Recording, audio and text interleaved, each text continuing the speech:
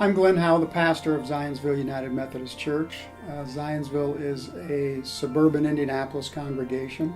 On any given weekend, we'll have about 700 or 800 people here to worship. We have a lot of activities through the week. Back in the year 2001, we built a new facility out on the edge of town, and in that we had to have a sanctuary that fulfilled a couple of roles for us. First of all, it needed to be traditional, because traditional worship is something we have done for some years here, which means that it had to be able to have an organ, to have a choir, to have that kind of sound, that kind of experience that so many people have had growing up.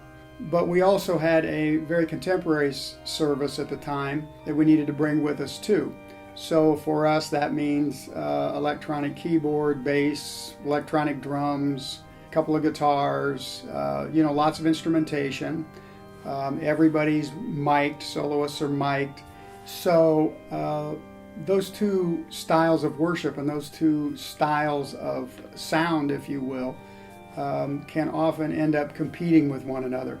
In more traditional worship, you almost like that long reverb that happens, but when you begin to bring in a lot of electronic music, a lot of instruments, then it kind of sounds like you're in a big tin can.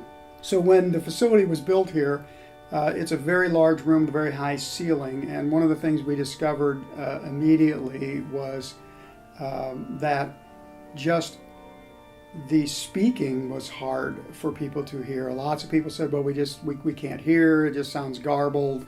There was a lot of difficulty with that. As well as the fact that our more contemporary sound was also struggling with all of the, I'm not a sound engineer, so I just call it all the sound banging off the walls. So it made it a little bit dissonant and a little bit, just a little confusion, particularly for people who are older.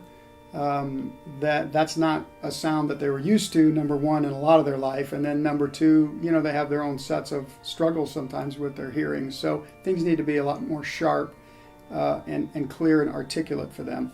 So we're always in that thing where we're trying to find a balance between one and the other. We feel like we've done a pretty good job so far, but it's amazing how that's just something you kind of constantly want to keep track of. Anytime you change the room, anytime you change the number of people in the room, when those things begin to change consistently, you have to rethink what you're going to do with your sound. So we did a couple of things in terms of changing around our speakers and our system, and then we also put in the sound panels all across our back wall to help dampen the sound, I guess, if you will, and allow a little less of that ricocheting around the room.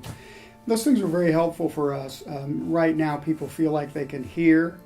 They feel like they can hear when I'm preaching, which is a very, very important part of worship anywhere that you go.